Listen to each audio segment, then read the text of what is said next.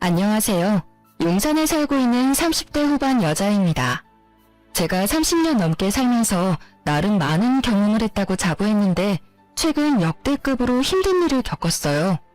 어디 가서 말하기 창피할 정도라서 혼자 속으로 끙끙 앓고 있었는데 너무 답답한 마음에 사연을 보내봤어요. 처음엔 이 사연을 보낼까 말까 고민 엄청 많이 했었는데 그래도 고구마를 먹은 듯한 이 답답함을 풀고 싶어서 보내게 됐어요. 남편도 이 사연을 보내보는 게 어떠냐고 말해주기도 했고요. 제가 한동안 우울증 때문에 고생할 정도로 저에게 아주 큰 고민을 안겨준 사람은 바로 신우이였는데요. 아가씨 때문에 한동안 우울증 약을 복용할 정도로 하루하루 정말 고통스럽고 힘들었습니다. 동갑내기 남편과 결혼하기 전부터 남편한테 4살 어린 여동생에 대해서 종종 들어왔었어요. 남편과 연애할 당시 남편의 여동생과 빨리 친해지고 싶다는 생각을 했어요. 솔직히 신우이가 될 사람이라서 잘 보이고 싶은 마음이 있기도 했고 주변 친구들 보면 남자친구 여동생과 단둘이 영화 보고 밥 먹는 걸 보면 정말 부럽더라고요. 그래서 연애할 당시 남편에게 여동생 좀 소개해달라고 부탁을 했었는데 오히려 여동생이 부담스러워할 수 있다고 미리 안 보는 게 좋을 거라고 말하더라고요. 그 말을 듣는 순간 좀 서운했었는데요. 그 당시 이미 결혼한 친구들은 뭐하러 미리 사서 고생을 하냐고 저한테 잔소리를 했습니다.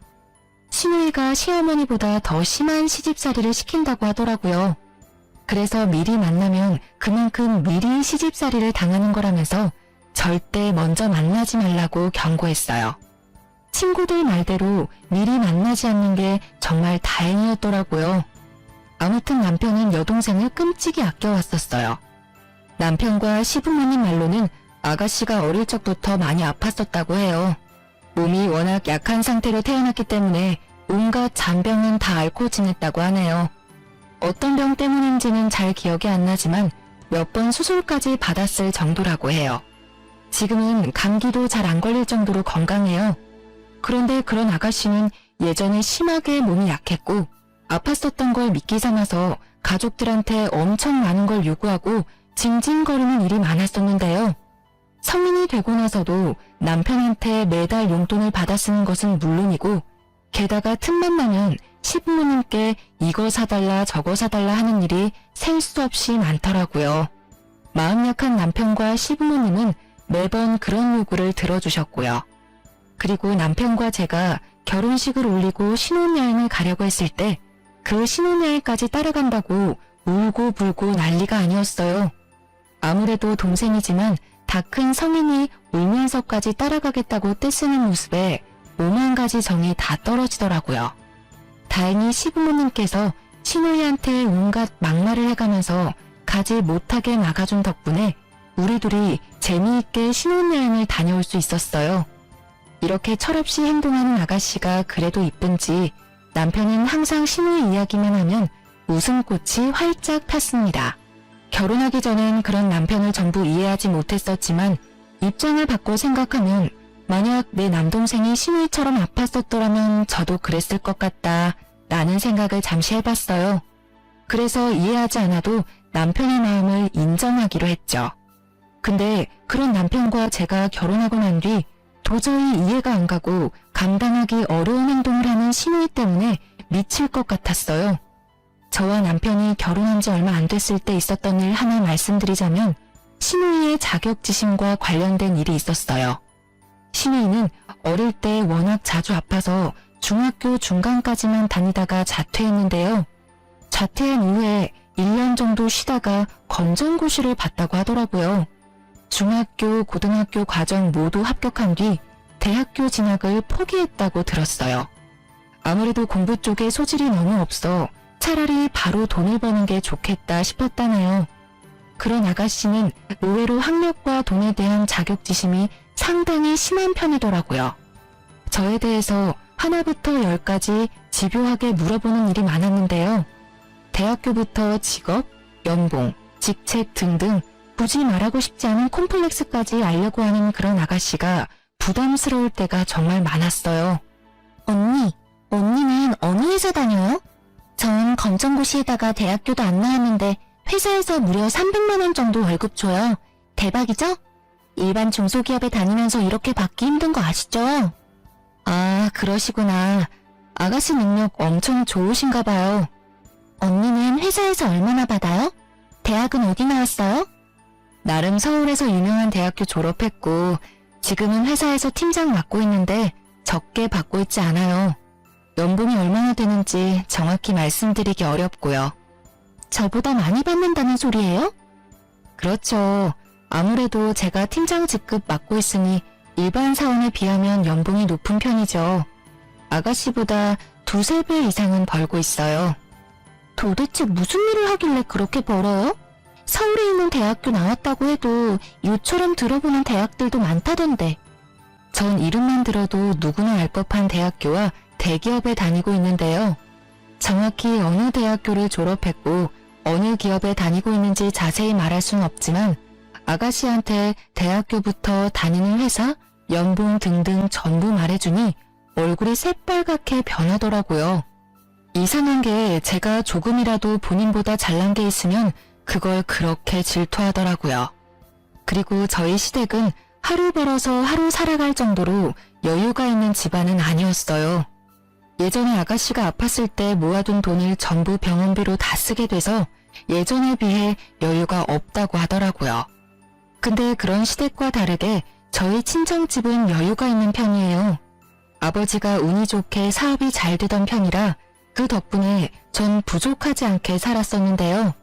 아가씨는 처음에는 우리 친정집에 대해서 전혀 관심이 없었는데 우연히 제가 친정 부모님께 받은 명품 가방을 보고 저희 친정집에 대해 물어보기 시작했어요. 언니, 이 가방 어디서 났어요? 언니가 직접 산 가방이에요? 이거 구하기 정말 힘든 가방이라던데. 한정판 아니에요? 언니 능력 대박이다. 아, 이거 친정엄마가 사주신 거예요. 몇 달 전에 제 생일이었잖아요. 그때 친정엄마가 직접 백화점에 가서 구해주셨어요. 아까워서 들고 다니지도 못해요. 정말요? 친정 부모님께서 명품 가방 사줄 정도로 능력이 좋으신가 보네요. 아, 부모님이 좀 여유가 있으신 편이죠. 근데 부모님이 돈이 많으신 거지 제가 많은 게 아니라. 도대체 무슨 일을 하시길래 이런 비싼 가방도 아무렇지 않게 사주시는 거예요? 아버지가 사업하세요. 저도 자세한 건 모르는데 그 사업이 잘 운영되고 있어서 이런 가방도 선물 받고 하는 거예요. 혹시 검은 돈 만지시는 분 아니죠? 겉보기에 멀쩡한 회사인 것 같아도 뒤가 구린 그런 사업장 많다고 하던데.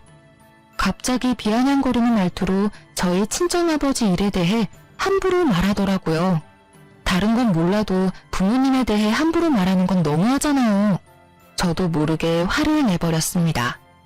검은 돈이라뇨. 말씀이 너무 지나치신 거 아니에요? 장난칠 게 따로 있지. 왜 저희 친정아버지 일에 대해 그렇게 함부로 말할 수가 있어요? 우리 아버지 엄청 힘들게 시작해서 회사 크게 만드신 분이에요. 당장 사과해줘요. 언니, 그렇게까지 화낼 필요까진 없잖아요. 그냥 장난으로 말한 건데 그렇게 예민하게 반응하면 제가 정말 나쁜 사람 같잖아요. 그냥 그런 사람들이 있다는 말이지. 언니 아버님이 그런 사람이라고 말한 건 아니었어요.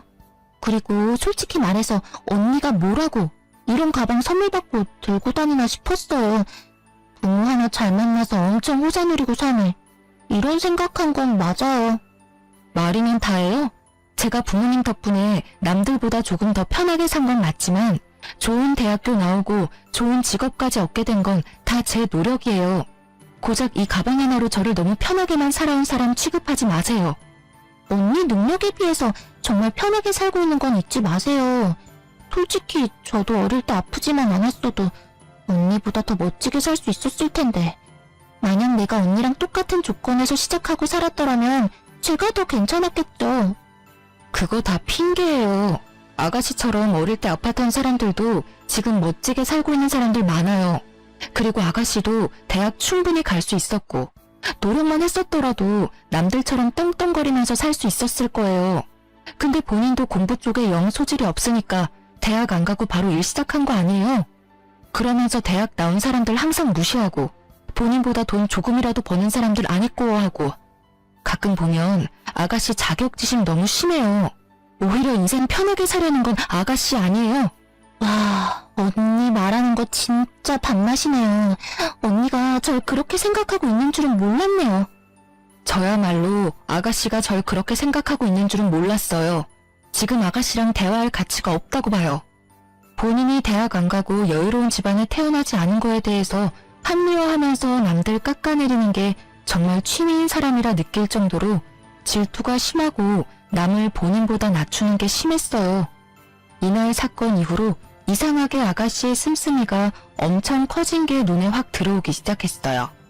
예전에 아가씨가 20살 성인이 됐을 때 시부모님께서 아가씨한테 비싼 명품은 아니지만 준 명품 정도 되는 지갑 하나를 선물해 준 적이 있어요. 그거 말고는 명품이다 라고 할 만한 물건이 전혀 없던 사람이었는데 갑자기 200~300만 원 정도 되는 가방과 100만 원은 훌쩍 넘어 보이는 지갑, 신발, 귀걸이 등등 하나 둘씩 사는 듯 하더라고요. 아가씨와 제가 SNS 친구 추가된 상태는 아니지만 제가 간간히 아가씨 SNS를 염탐할 때가 있거든요. 예전에는 여기저기 맛집이나 카페, 여행 사진 위주로 올라왔었다면 이제는 명품 물건들을 하나둘씩 올리면서 자랑하는 게시물이 엄청 늘어났더라고요. 더 충격적인 건 어떤 게시물에는 대놓고 저를 저격하는 게시물 하나가 있었어요. 누구와는 다르게 난 내 돈으로 직접 가방을 사지. 문구와 함께 300만 원은 훌쩍 넘어 보이는 가방 사진을 올렸더라고요. 게다가 그 가방은 제가 친정 부모님께 선물 받았던 가방 브랜드와 같았어요. 그거 보고 정말 코웃음이 나오더라고요. 근데 그런 신우의 명품들을 보고 부럽다고 느끼지 않았어요. 오히려 신우이가 저 가방들을 어떻게 샀는지 앞으로 어떻게 감당할지 그게 참 궁금하더라고요. 아가씨가 버는 돈이 얼마라는 것쯤은 이미 알고 있으니까요. 그러던 어느 날 일 하나가 크게 터지고야 말았는데요. 우연히 시어머님께서 아가씨 이름으로 날라온 한 통지서를 발견하게 됐는데 그게 바로 카드값 통지서와 함께 대출을 받았다는 통지서 2가지였어요. 알고 보니까 아가씨는 명품 가방을 사기 위해서 무리하게 카드를 긁었던 거였고 그것도 모자라서 대출 3천만 원까지 받았다고 하더라고요. 처음엔 가방 한두 개만 사려고 카드 할부를 했다고 했는데 본인 월급으로 그 할부값도 감당하지 못할 것 같아서 조금씩 대출을 받기 시작했다네요. 그렇게 대출을 받아서 많은 돈이 자기 통장에 찍히니까 그걸로 카드값을 갚으려고 했던 걸 멈추고 여러 물건들을 사들이기 시작했다고 하네요. 결국 걷잡을 수 없이 일이 커졌다고 해요. 이 많은 돈을 갚기에 너무 힘들어서 주말마다 단기 아르바이트도 한다고 해요. 요즘 아가씨가 집에 붙어있는 시간이 없어서 어딜 그렇게 다니나 어머님이 걱정이 많았어요. 근데 어딜 가는 것인지 드디어 알아냈네요.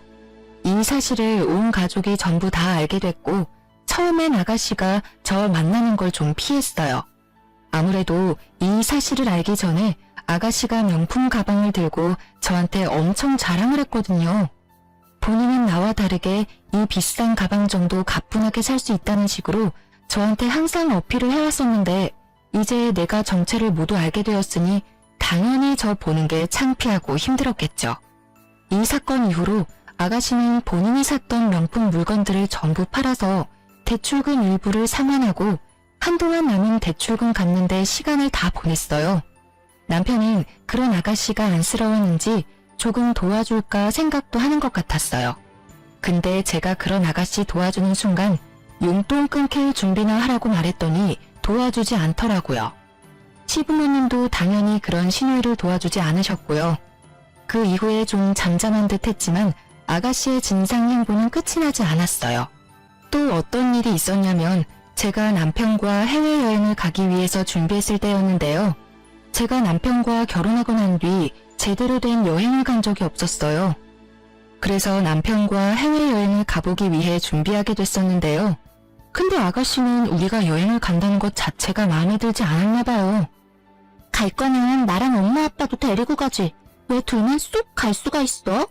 엄마도 그렇게 생각하지 않아? 언니랑 오빠 우리까지 데리고 갈 능력은 되잖아. 그런데 왜 우리만 쏙 빼놓고 둘만 가냐 이 말이야. 우리 그렇게 능력 좋지 않아요. 그리고 우리도 결혼하고 나서 처음으로 여행 가는 거라서. 맞아. 그리고 엄마 아빠도 가만히 있는데 왜 너가 설쳐? 너가 몰라서 하는 말인데 새아기가 작년에 우리가 집에만 있는 게 안쓰럽다고 관광여행 보내줬어. 그리고 이번에도 같이 가자고 물어봤는데 우리가 안 가겠다고 거절한 거야. 그러니까 중간에서 이간질할 생각 절대 하지 말고 너나 우리한테 잘해. 딸인 너는 우리한테 정작 아무것도 안 해주고 있으면서 왜 잘하고 있는 새언니를 잡으려고 하냐? 으이그.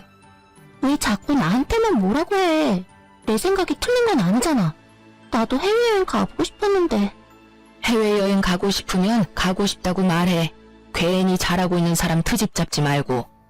중간에서 이간질을 하려고 했던 아가씨는 오히려 시어머님께 혼났어요. 그게 마음에 들지 않았는지 한동안 입 쭉 내밀고 삐져 있더라고요. 그렇게 한창 여행 갈 준비를 하고 있었는데 여행 가기 하루 전날 갑자기 아가씨가 우리 집에 놀러 왔더라고요. 저와 남편은 갑자기 집에 놀러온 아가씨 때문에 엄청 당황했었는데요. 아가씨, 갑자기 말도 없이 무슨 일로? 저희 내일 여행 가야 해서 이것저것 준비하느라 바쁜데. 많이 바빠요? 심심해서 왔어요. 저 집에 있었는데 너무 할 게 없어서요. 그래서 언니 생각나길래. 내일 여행 가는 날이죠? 그 전까지만 언니랑 오빠랑 같이 놀다가 같이 나가도 돼요? 네, 내일 아침 일찍 나가야 하는데 일찍 일어날 수 있겠어요? 이렇게 갑자기 놀러 올 줄이야. 그럼 진작 연락하고 오지 그랬어요. 가족끼리 무슨 연락까지 해요. 보고 싶거나 심심하면 아무 때나 만나는 거지. 맥주 사왔는데 한 잔씩 해요. 내일 일찍 일어나야 해서 맥주는 안 되는데요. 에이, 맥주 한두 잔 정도 마시는 건 괜찮아요. 내일 못 일어날 것 같으면 제가 대신 깨워줄게요. 갑자기 놀러온 아가씨와 새벽까지 수다를 떨며 논 다음에 일찍 일어나야 했던 우리 부부는 먼저 잠들게 됐는데요. 근데 아가씨가 좀 이상하더라고요. 그날따라 잠도 안 자려고 하고 우리 보고 빨리 자라고 하더라고요. 그래서 좀 의심스러운 마음이 들긴 했었지만 아가씨 말대로 일찍 잠들었는데요. 쪽잠을 자고 아침 일찍 일어나 여행 갈 준비를 하는데 저희 부부 여권이 사라졌더라고요. 분명 거실 탁자 위에 여권을 올려둔 걸로 기억하는데 갑자기 그 여권이 사라졌더라고요. 아가씨한테 혹시 여권 가져갔냐고 물어봤는데 끝까지 모른다고 하더라고요. 결국 그날 저희 부부는 여행을 가지 못했는데요. 전 진짜 너무 속상하더라고요. 열심히 준비했던 해외여행인데 하루 전날 여권을 잃어버려 가지 못한다는 게 화가 났고 게다가 여행 비용을 전부 돌려받지 못하는 상황이니 생돈을 잃은 거나 마찬가지였어요. 그것 때문에 남편과 저는 한동안 기분이 좋지 못했었는데요. 그런데 며칠 뒤 신우이한테 저희 부부 여권이 있는 걸 발견하게 됐었는데요. 알고 보니 아가씨가 우리 집에 와서 여권을 가지고 간 거였어요.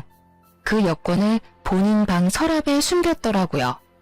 그걸 알게 된 남편은 난생 처음으로 아가씨한테 욕까지 섞어가며 혼냈습니다.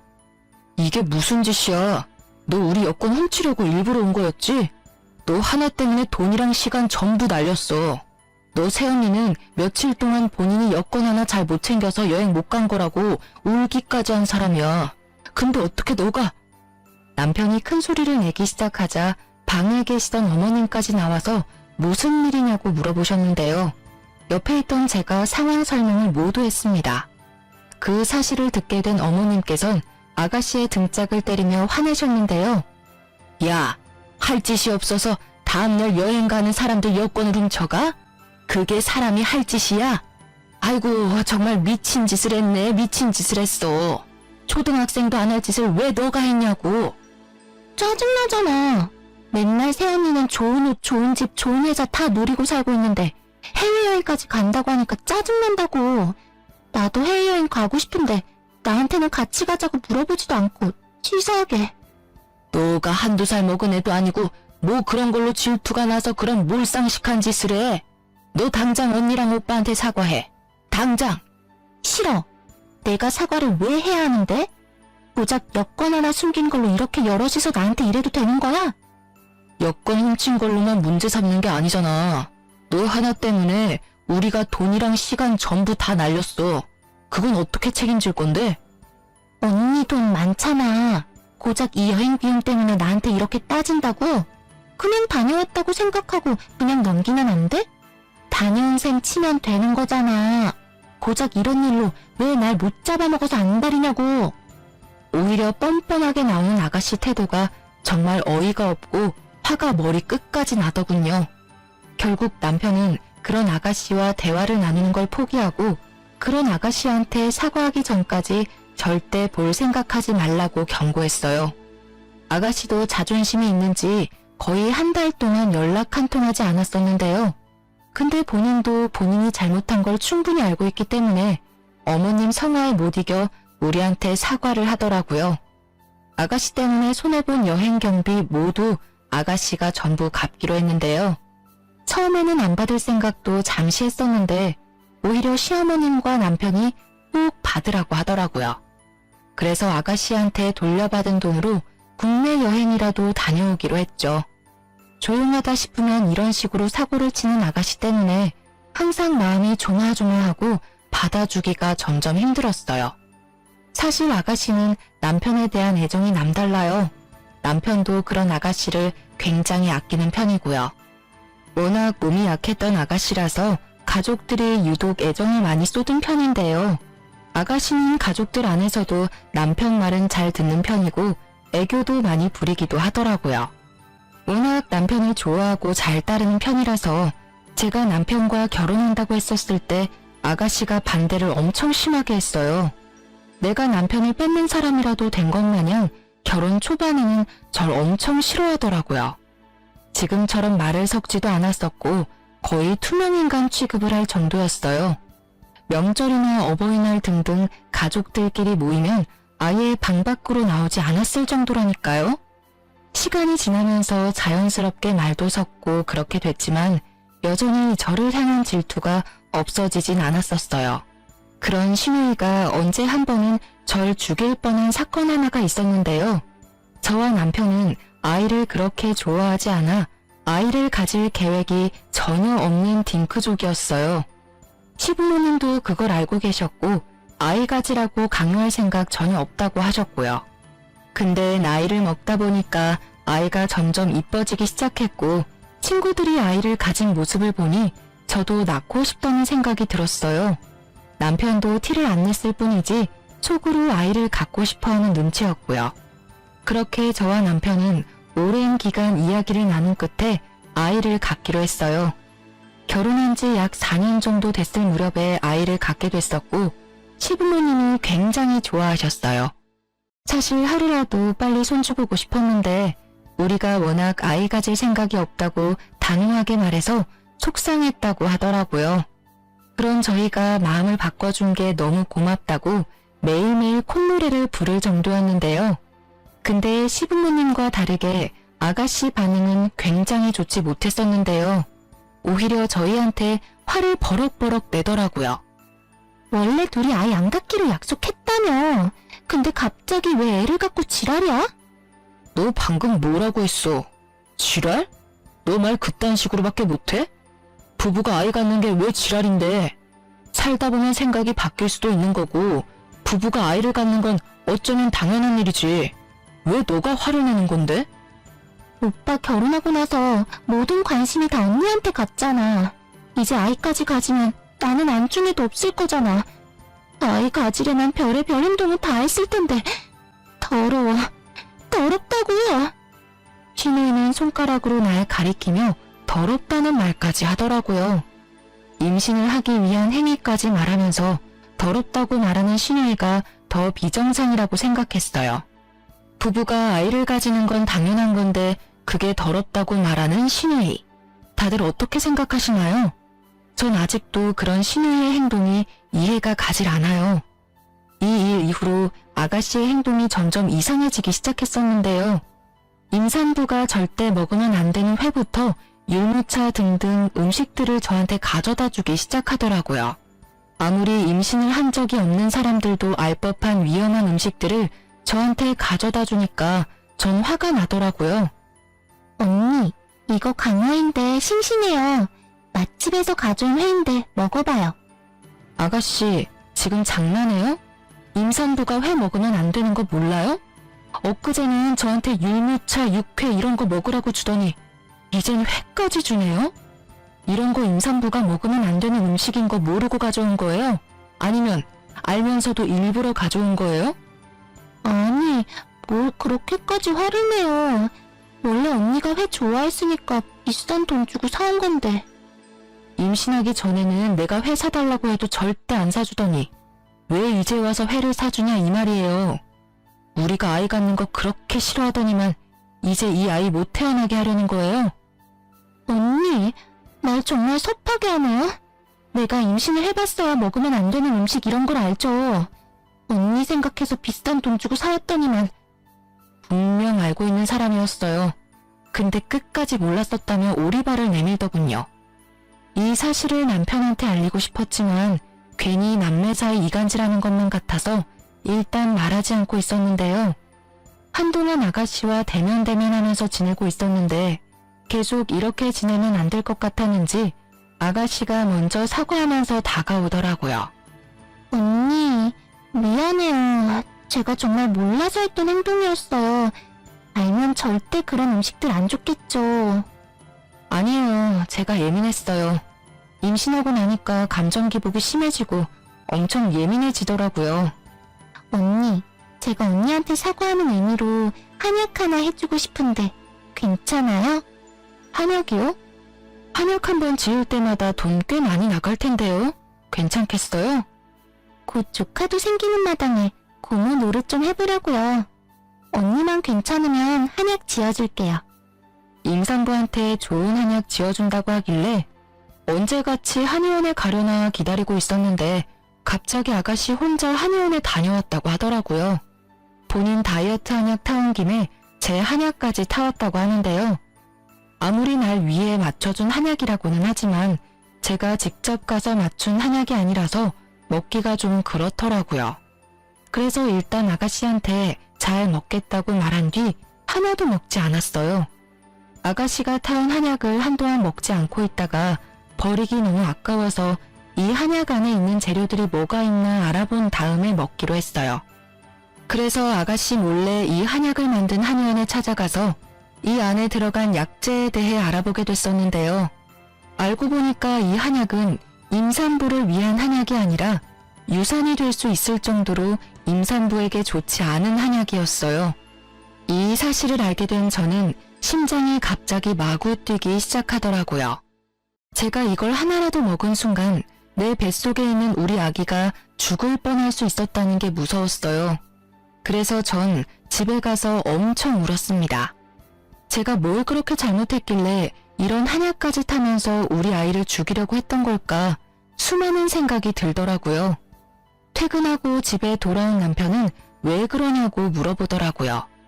그래서 그런 남편한테 이제껏 있었던 일에 대해서 전부 솔직하게 말했어요. 회, 육회 등등 음식을 가져다 준 것부터 한약까지 전부 말했습니다. 뒤늦게 이 사실을 알게 된 남편은 이걸 왜 지금 말하냐고 저한테 화내더라고요. 그리고 그런 저를 데리고 바로 시부모님 집으로 향했습니다. 거실에서 시부모님과 아가씨는 TV를 편하게 보고 있었는데요. 남편은 그런 아가씨를 보자마자 바로 뺨을 때렸어요. 뺨을 맞은 아가씨는 얼굴이 빨갛게 올라왔고 펑펑 울더라고요. 너는 오자마자 이게 무슨 짓이야? 갑자기 애를 왜 때리고 그래? 엄마, 얘 당장 내보내. 인연이 내 아이 죽일 뻔한 살인범이야. 이런 살인범을 이제껏 내 동생이라고 데리고 살았던 게 내가 미친놈이지. 살면서 남편이 이렇게 화낸 모습은 처음 봤어요. 어머님과 아버님도 그런 남편의 모습이 몹시 당황한 눈치였어요. 아가씨는 엉엉 울기만 할 뿐 그 어떤 말도 하지 않더라고요. 무슨 일인데 그래, 어? 엄마 아빠, 얘가 은영이한테 한약 준 거 알고 있지? 그 한약이 아이한테 좋은 한약이 아니라 아이 죽일 수 있는 그런 한약이래. 그거 한 번이라도 먹었으면 아이가 죽거나 산다고 해도 멀쩡하게 태어날 수가 없다고 그랬다네. 그런 사실을 숨기고 이 사람한테 한약을 준 거라고. 은영이가 좀 의심스럽다고 안 먹어서 다행이지. 하나라도 먹었으면 어쩔 뻔했어? 김우영, 그게 사실이야? 어? 너 입으로 당장 말해봐. 네 오빠가 한 말이 사실이냐고. 맞아. 일부러 그랬어. 언니가 너무 싫었거든. 이제껏 오빠는 나만 좋아하고 나만 보살폈는데 그런 오빠가 갑자기 이 여자랑 결혼하고 게다가 아이까지 가졌으니까 그게 너무 속상했어. 이 여자가 내 오빠 뺏어간 것도 열받는데 이제 애까지 생겼으니 날 거들떠보지도 않을 거잖아. 오빠는 내 거라고. 아무리 그래도 그렇지. 애를 죽일 생각을 해? 이거 엄연히 살인미수야. 너 절대 가만히 안 둬. 알겠어? 나 오빠 동생이야. 나만 좋아하고 이뻐해야지. 제발 가지 마. 나만 좋아해달라고. 나 오빠 정말 좋아해. 정말 좋아한다고. 그럼 내가 죽는다고 해도 끝까지 이 여자 편만 들 거야? 아가씨는 거의 미친 사람처럼 남편한테 매달려서 자기만 사랑해달라고 애원을 하더라고요. 남편은 그런 아가씨를 밀치면서 화를 내고 온갖 욕을 다 했습니다. 남편한테 매달리는 아가씨의 모습을 보니 정말 말이 나오지 않더라고요. 애정 결핍이 심한 사람이라고는 보이지 않고 오히려 이게 잘못된 사랑이 아닌가 싶더라고요. 이게 남매 사이라고 도저히 보이지 않았어요. 속으로 아가씨가 남편을 오빠가 아닌 남자로 보고 있던 게 아닐까? 라는 생각을 잠시 해보기도 했었는데요. 이 사건 이후로 저희 부부는 한동안 시댁에 가지 않았었는데요. 시부모님만 밖에서 따로 만났었어요. 시부모님 집으로 가면 아가씨가 있기 때문에 일부러 피하기 위해 가지 않았었는데요. 이 사건 이후로 시부모님도 그런 아가씨와 대화를 절대 나누지 않는다고 합니다. 그리고 얼마 뒤 시부모님은 큰 고민 끝에 그런 아가씨를 파양하겠다고 하더라고요. 그게 무슨 말이냐고 물었는데 알고 보니까 아가씨는 입양됐다고 해요. 아주 어릴 적에 입양을 했었고 아주 애지중지 키웠다고 합니다. 남편은 그런 아가씨가 입양된 동생이라는 사실을 알고 있었고 그래서 더 잘해줬다고 해요. 반대로 아가씨는 본인이 입양된 사실을 모르고 있었다가 20살이 되었을 때 본인이 입양된 사실을 알게 됐다고 하네요. 본인이 입양된 사람이라는 것을 알게 된 이후부터 남편에 대한 집착이 더더욱 심해진 거라고 해요. 시부모님은 오랜 고심 끝에 파양을 결정하게 됐고 우리 부부한테 먼저 이 소식을 알려줬어요. 그 다음날 저희 부부를 집으로 불렀었고 그 자리에 아가씨도 있었습니다. 오랜만에 만난 거였는데 살이 많이 빠진 상태였어요. 우영아, 이제 우리가 이번 일에 대해 제대로 대화를 나눠야 할 때가 온 것 같다. 너가 은영이한테 그런 짓을 했었다는 걸 알게 된 이후 너랑 대화하는 게 너무 싫어서 무조건 널 피했었던 것 같아. 이 엄마 아빠가 그동안 고민할 게 좀 있어서 널 대면대면했었어. 무섭게 왜 그래? 한동안 나랑 말도 안 섞더니 이제 와서 무슨 결정? 고민했던 게 뭔데?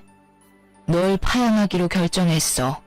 내가 직접 널 낳은 건 아니었지만 마음으로 낳은 딸이라 생각하면서 키웠다. 근데 지금껏 너가 은영이한테 한 행동을 보면 정말 용서가 안 돼. 이제껏 진심으로 널 딸이라 생각한 이 엄마는 이 결정을 한 게 정말 힘들었다. 근데 너가 한 행동 도저히 이해가 안 가. 내 며느리부터 내 손주까지 둘 다 잃을 뻔했어. 너 하나 때문에. 앞으로 내 며느리, 손주 건강하고 행복하게 하기 위해서는 파양이 답이야.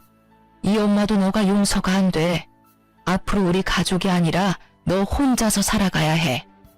엄마, 그게 무슨 말이야? 날 버리겠다는 거야? 고작 이 여자랑 이 여자 뱃속에 있는 애새끼 때문에 날 버리겠다는 거냐고. 오빠랑 아빠도 동의한 부분이야? 왜 내가 버려져야 하냐고. 이제까지 나랑 같이 산 세월이 얼마인데 고작 몇 년 같이 산 이 여자를 안 버리고 날 버리냐고. 나 절대 못 나가. 나 끝까지 엄마 아빠 딸 할 거고 오빠 동생 할 거야. 내보낼 거면 저 여자 내보내. 파양으로 끝난 걸 감사하게 생각해. 너가 우리 아이 죽일 뻔한 사실 경찰로 넘길 생각까지 했었어. 우리 집에 살인자가 있다고 고소하려고 했던 거 그래도 이제까지 너랑 같이 산 세월을 생각해서 여기서 끝내는 거야. 앞으로 너 우리 아이 죽일 뻔한 거 항상 속죄하면서 살아. 이제까지 내가 널 여동생이라고 생각하면서 산 게 수치야, 수치. 앞으로 너 보고 싶지 않아. 그러니까 조용히 꺼져. 이게 다 너 때문에 그래. 너가 책임져. 너 하나만 없었으면 우리 가족 행복하게 살 수 있었어. 너가 책임지라고 나쁜 년아. 지금 당장 내 눈앞에 안 사라지면 내가 너 또 죽일 거야. 아가씨는 귀신이라도 들린 사람처럼 저한테 달려들더니 머리채를 잡더라고요. 남편과 시부모님은 놀란 나머지 그런 아가씨를 바닥으로 내동댕이 쳤습니다. 바닥에 넘어진 아가씨는 서럽게 울더니 결국 기절을 하고 말았어요.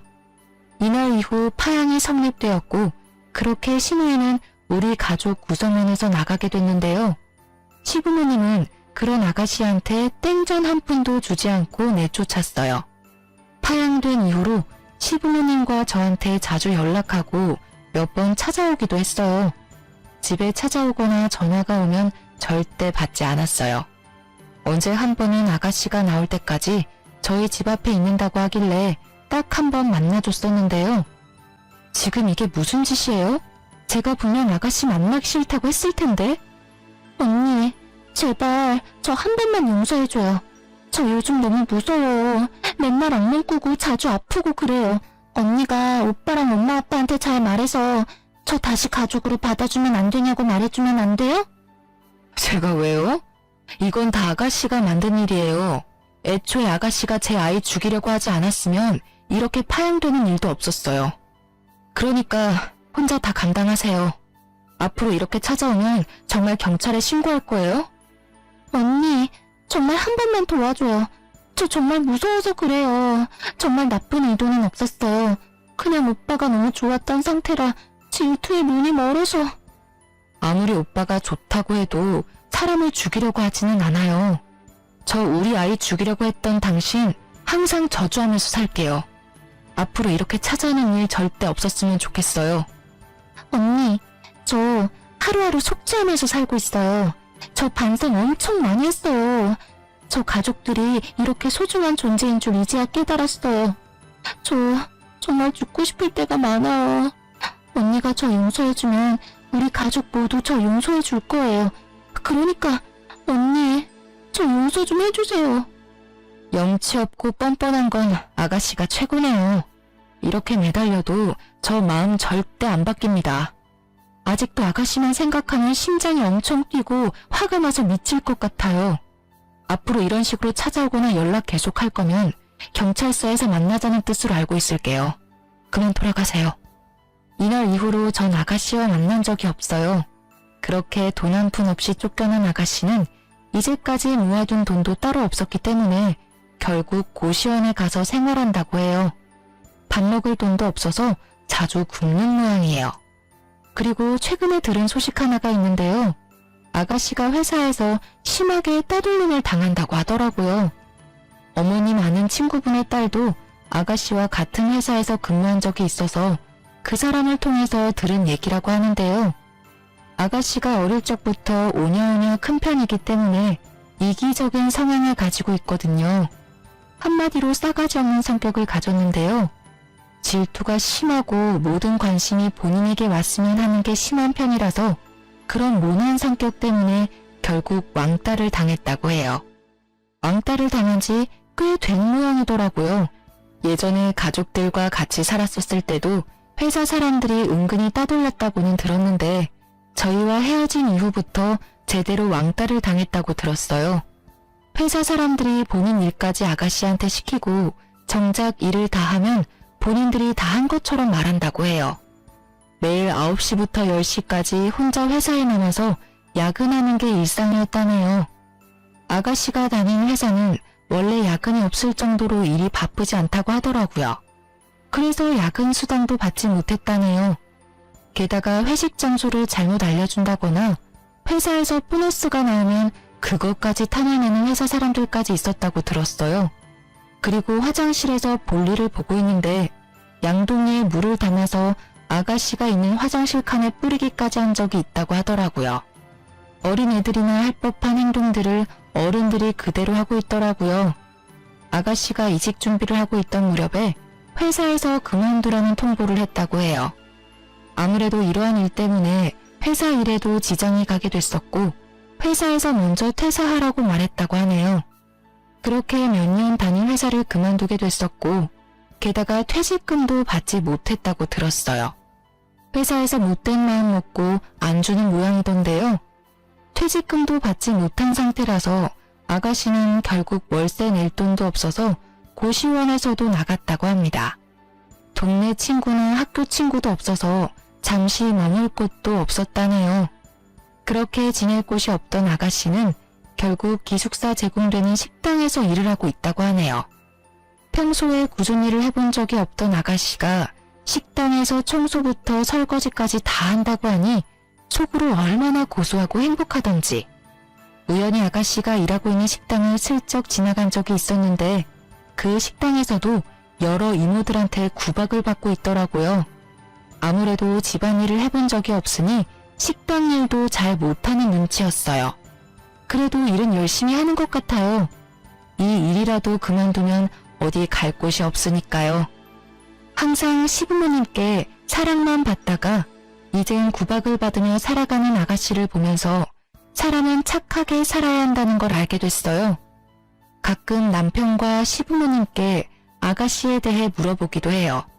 있던 딸이 갑자기 없어진 거니까 속상하지 않냐고 물어보면 다들 절대 속상하지 않다고 말해주세요. 이렇게 연을 끊지 않았다면 앞으로 더 큰 일이 발생했을 거라고 하더군요. 사실 남편과 시부모님의 속은 많이 아플 거라고 생각합니다. 아무리 아가씨가 입양된 딸이었다고 해도 진심으로 가족으로 생각했기 때문인데요. 사랑만 주면 될 것 같았는데 오히려 그 사랑이 잘못된 길로 가도록 만들 줄은 몰랐던 거였죠. 그래서 전 그 아픔이 금방 사라질 수 있게 며느리로서 최선을 다해 시부모님께 딸처럼 행동할 생각입니다.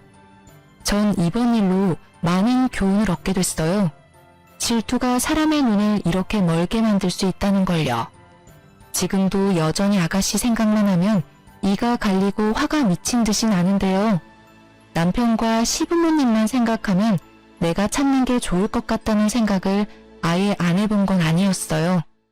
하지만 내 아이를 위해서라면 참으면 안 됐던 일이었어요. 아가씨 때문에 하나밖에 없는 우리 아이가 죽을 뻔했잖아요. 이렇게 이쁘고 사랑스러운 우리 아이를 못 봤을 수 있었다는 생각에 심장이 쿵 하고 내려앉는 기분이 들고 아가씨가 용서가 안 돼요. 아가씨가 파양된 이후로 얼마 지나지 않아 아이를 낳게 됐었는데요.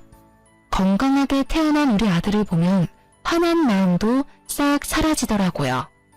시부모님과 남편은 우리 아들을 너무 이뻐하는데요. 특히 우리 시어머님은 우리 아들만 보면 세상 좋아 죽으려고 해요. 이렇게 이쁜 우리 손자 못 태어났으면 어쩔 뻔했냐면서 하루에도 수십 번 영상통화까지 하고 있답니다. 남편은 최근에 회사에서 승진했어요. 저도 곧 회사로 복귀할 예정이고요. 아이 한 명이 태어나서 그런지 생각보다 나갈 돈이 많더라고요. 때마침 남편이 승진하고 연봉이 오른 덕분에 아이 키우는데 크게 문제될 게 없어요. 그리고 저도 회사 복귀한다면 우리 아들 먹고 싶은 거 더 많이 먹일 수 있을 것 같아요. 제가 회사 복귀하면 시어머님께서 우리 아들 돌봐주신다고 하더라고요. 원래 친정어머님이 봐주신다고 했는데 이건 시어머님이 양보 못한다고 본인이 꼭 키울 거라고 단호하게 말씀하셨어요. 우리 아들 이렇게 사랑받으면서 지내고 있습니다. 아가씨의 빈자리가 느껴지지 않고 우리 가족은 정말 행복하게 잘 살고 있어요. 아들이 태어난 순간부터 어머님과 아버님은 아가씨의 존재를 잊고 사는 것 같아요. 그만큼 우리 아들 존재가 이렇게 큽니다.